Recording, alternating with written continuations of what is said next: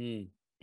Nah, justru Mojopahit itu negara yang berketuhanan. Dia welcome semua loh.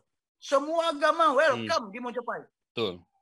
Hindu masuk oke, Buddha masuk oke, Islam masuk oke. Tapi justru gara-gara Islam Mojopahit lenyap. Kan katanya jangan melupakan, jangan meninggalkan sejarah. Tapi begitu sejarah dibongkar, ngamuk-ngamuk. Nah, hati-hati. Tahu nggak kita kampanye? Kampanye itu ya, kalau menurut militer, kampanye itu melakukan operasi secara serentak. Jadi kalau kita mau, bagaimana kita mensosialisasikan Pancasila ini secara serentak, seperti kampanye politik. Lihat cara kita berpikir. Itu namanya apa? Tidak punya strategi. Coba saya tunjukkan ke saya. Mana? Nggak ada. Sibuk aja semua. Siapa calon Panglima TNI? Siapa calon Presiden? Siapa calon Menteri? Itu aja kerjanya. Bukan tidak ada kebenaran yang mendua. Kita satu pengabdian sebagai warga negara. Bela negara, bukan bela agama. Ya kalau ada manusia seperti itu, ya memang turunannya si Kain. Ingat ya, teroris pertama di muka bumi ini adalah si Kain. Adiknya diteror, bahkan dibunuh. Nah, turunan darahnya itu masih ada nggak? Khilafah itu kan sudah lama itu, udah nggak dipakai. Hati-hati loh. Kita negara bukan negara agama. Kita juga bukan negara sekuler. Hai, kemana aja? Kok sekarang baru komen? Macam mana bos-bos kita ini? Gaspol, gubrak, oh lala bebe.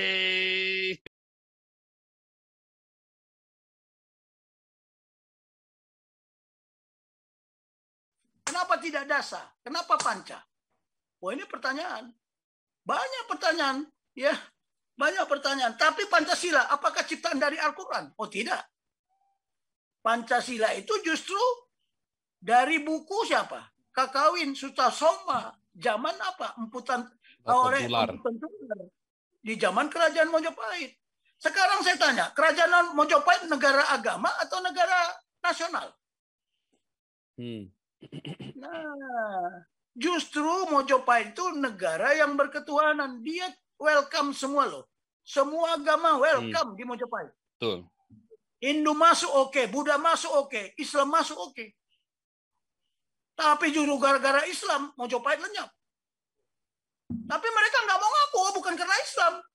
Ya kita buka aja sejarahnya. Nah, jadi kita ini kan katanya jangan meninggalkan sejarah. Tapi begitu sejarah dibongkar, ngamuk-ngamuk. Ini manusia apa nggak ngerti kita? Ya udahlah. Habis kita udah makan buah pengetahuan yang jahat sama yang baik. Darahnya udah mengalir, kan begitu. Jadi, yang terakhir tadi masalah bagaimana kita mengkampanyekan. Oh iya, tahu nggak artinya kampanye? Nah, hati-hati. Tahu nggak kita kampanye? Kampanye itu ya, kalau menurut militer, kampanye itu melakukan operasi secara serentak. Jadi kalau kita mau, bagaimana kita mensosialisasikan Pancasila ini secara serentak, seperti kampanye politik. Kan dia kalau kampanye kan semua wilayah. Cuman karena partai politiknya banyak, akhirnya digilir. Ya kan? Jadi kalau namanya kampanye, ada militer campaign, ada ideologi campaign, ada ekonomi campaign. Saya kemarin sama para dokter yang ngomong di Zoom, apa kelalaian? Dia tanya, saran masukan dari saya. Ya karena kalian tidak pernah kampanye. Kampanye bagaimana menanggulangi virus. Serangan virus. Sudah kampanye? Enggak, malah kalian bikin berseri. Oh, Jakarta dulu, PSBB. 1 bulan lagi baru Bandung. 3 bulan baru Surabaya. Emangnya virus, kamu jangan ke Surabaya dulu. Kamu jangan ke Bandung dulu. Lihat cara kita berpikir. Itu namanya apa? Tidak punya strategi. Sekarang ini ya, harusnya adalah konsep 8 kampanye. Kampanye menghadapi apa? Menghadapi kemungkinan terjadi apa? Terjadi perang di Laut Cina Selatan. Terjadi perang di Timur Tengah. Sudahkah kita mengampanyekan? Kampanyenya apa? Apakah kita terlibat? Kalau kita terlibat, dampaknya ke kita apa? Namanya apa? Spillover. Limbahnya yang jatuh ke kita. limbah perang nuklirnya, limbah pengungsinya. Sudah siap kita mengadakan itu. Mana? Coba saya tunjukkan ke saya. Mana? Nggak ada. Sibuk aja semua. Siapa calon Panglima TNI? Siapa calon Presiden? Siapa calon Menteri? Itu aja kerjanya. Rotasi aja. Saya jujur aja, mau diapain pun saya nggak peduli. Sudah selesai kok bagi saya. Ya, karena saya dari dulu juga nggak pernah takut kok. Apalagi udah pensiun begini. Saya sampaikan kebenaran. Kenapa? Itulah paradigma kita. Tidak ada kerancuan dalam kebenaran. Bukan tidak ada kebenaran yang mendua. Kita satu pengabdian sebagai warga negara. Bela negara, bukan bela agama. Ya kalau ada manusia seperti itu ya memang turunannya si Kain.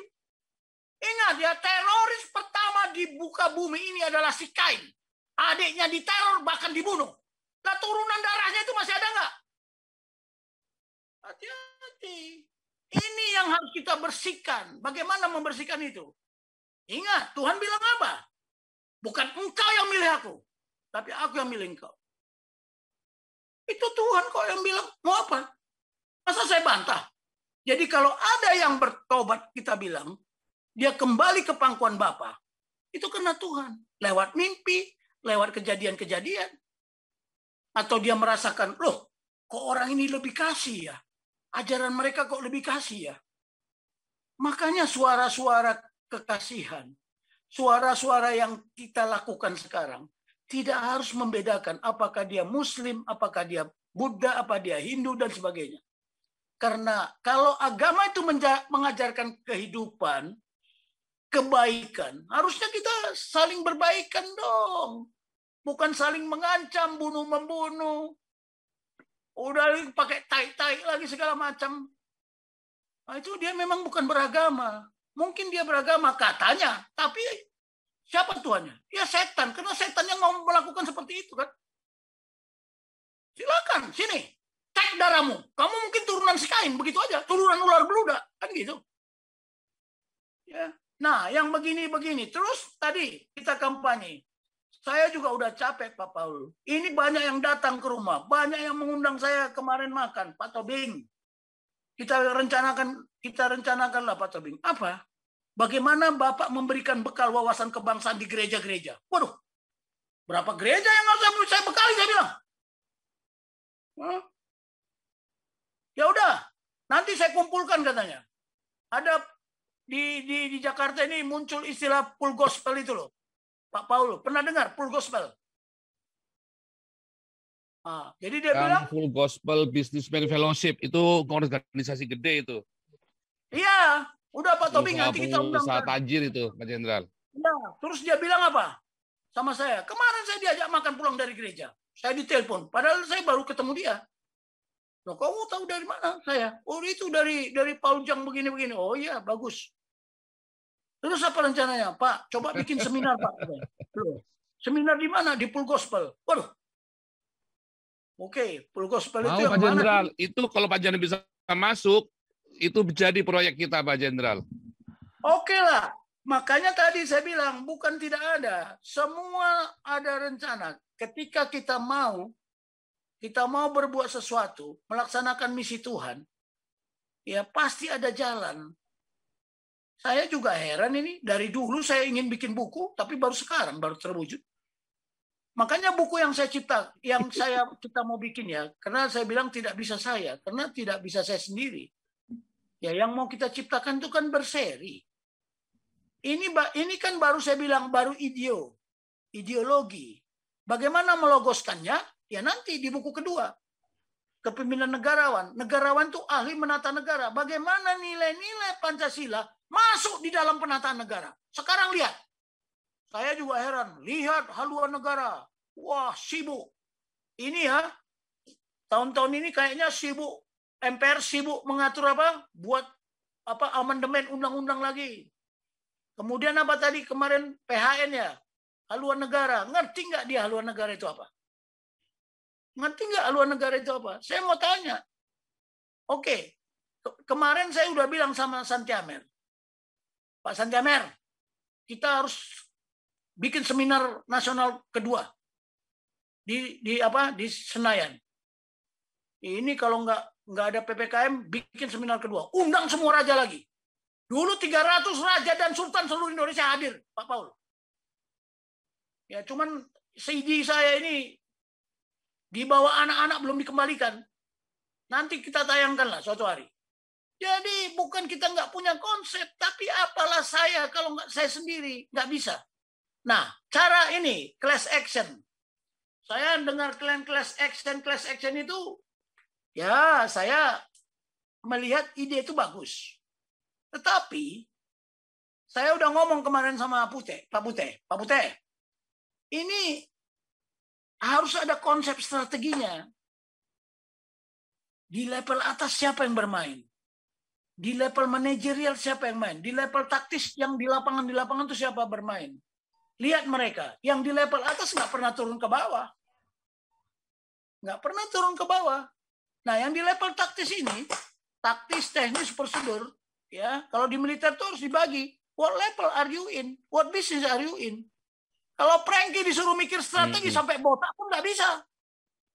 Ya, sampai botak pun nggak bisa. Nah, tapi kan harus ada yang mikir di atas. Bagaimana saya di level strategi bermain? Ya kan? Sekarang kan nggak ada. Kita sibuk di bawah. Oke, bukan saya tidak setuju, boleh. Harus ada yang di atas, ada yang di tengah, ada yang di level bawah, di level rumput. Itu baru namanya strategik. Sasaran kita di atas apa? Kalau Pak Paul sudah saya lihat, oh ini ada cara berpikirnya seperti ini, tapi bagaimana dikonsepkan? Oh, sasaran kita bukan yang di bawah, bukan Yaya Waloni sama Ustaz Somad. Itu kan yang kita hadapi di level strategi di atas. Bagaimana menghadapi mereka? Udah tuh di level operasional seperti Kapolri tadi dibilang Pak Dio Tambunan, Kapolri dengan jajarannya. Tapi Kapolri itu ada di level strategi, dia bagian dari pemerintahan. Tapi di level operasional siapa? Ya itu tadi bawahan-bawahannya Kapolri. Kemarin Kapolri sudah bilang, kalau kamu tidak melaksanakan akan saya ambil alih. Kita lihat dia ambil alih apa enggak. Karena ada dia kasih komentar tuh kan.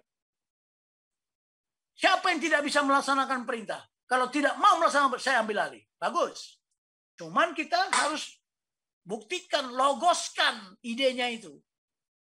Tolong ini hati-hati ya. Kita bicara di depan publik, apalagi ini didengar semua orang.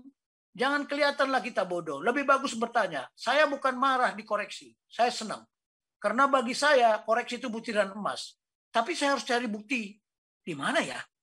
Di mana tertulis? Makanya saya bilang apa? Kita selalu berpikir mengapa, siapa, ya, kemudian apa, terus kapan, di mana terdapat, di mana Tuhan ngomong seperti itu.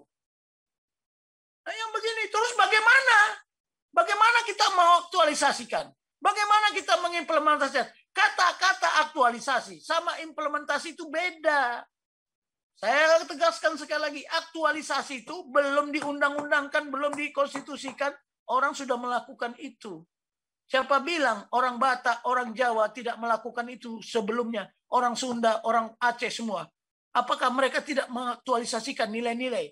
Makanya Pancasila itu, bayangkan ya, kan sudah saya bilang, butiran emas, untayan nilai-nilai. Pemikir para founding fathers kita itu ternyata kita ini lebih bodoh dari mereka. Mereka sudah berpikir out the box, kita masih masuk ke inbox. Cobalah. Khilafah itu kan out the box, sudah lama itu, udah nggak dipakai. Kenapa mau masih masuk inbox? Karena mereka merasa bahwa itu benar. Hati-hati loh. Kita negara bukan negara agama. Kita juga bukan negara sekuler. Kenapa? Kalau sekuler itu benar-benar agama itu tidak boleh ada di negara itu kan begitu. Tidak boleh menonjol. Tapi kita negara berketuhanan. Negara berketuhanan yang Maha Esa. Ya, kalau tidak negara berketuhanan yang Maha Esa, ya tanya saja ke para ulama, pendeta, pastor atau biksu, bante. Udah itu kepada orang-orang yang beragama Hindu, tanya beliau. Kalau semua merasa ada Tuhan yang Maha Esa, berketuhanan, ketuhanan yang Maha Esa, dengan konsep itulah kita bisa tetap tegak. Bullshit lah. Sekarang saya senang sekali ya muncul ide-ide. Tadi kan berbagai ide, oh begini, begitu ide. bagaimana melogoskannya. Jangan hanya sekedar teori atau retorika. Itu menurut saya. Sekarang kita hancur kenapa? Lihat aja lah. Saya tadi komentar juga sama adik-adik. Kamu lagi ngapain? Latihan. Aduh, latihan yang menghabiskan anggaran aja. Tanya dukun latihan ini dukun latihan ini. Pakar latihan. Baca riwayat hidup saya. Berapa lama saya mengurusi latihan tentara nasional Indonesia. Ketika Presiden merintahkan kampanye militer, bingung semua. Seluruh TNI. Nggak ada yang tahu. Apa itu kampanye militer. Nah ini kita kampanye ideologi Pancasila karena sudah lama dilupakan. Nah sekarang tadi ada yang bilang bagaimana kita ke daerah-daerah. Oh setuju kali ke saya Pak Obaja itu. Setuju. Tapi bagaimana dia menerima kita dulu? Kita mau bicara sama ke pemerintahan atau kita bicara sama LSM atau kita bicara sama siapa? Nah karena ada tokoh masyarakat, tokoh agama. Tadi saya diskusi. Karena kita sudah MPR aja udah diobok-obok. Karena MPR itu dulu terdiri dari apa? Utusan golongan, bukan DPD, bukan Dewan Perwakilan Daerah. Golongan itu siapa? Nah, kenapa militer nggak boleh di MPR? Sekarang saya tanya, kenapa militer nggak boleh memilih? Nah, standar nggak? Kenapa di luar negeri tentara memilih? Di Australia ikut pemilihan, di Amerika milih. Saya waktu itu ada di sana. Ribut, satu milih Obama, satu milih ini. Nggak ada masalah mereka tentara. Kenapa? Karena dia pegang doktrin. Terima kasih. Anda telah menyimak video ini sampai selesai. Silahkan tuliskan masukan atau pengalaman Anda sesuai tema video yang kami sajikan. Kami berharap masukan Anda bisa memberi edukasi sebagai bahan pertimbangan untuk membangun pola pikir positif. Kepedulian Anda sangat bermanfaat membangun generasi dalam menyikapi narasi atau sumber berita. Terima kasih. Dan salam damai untuk Indonesia bersama Reaksi Nusantara.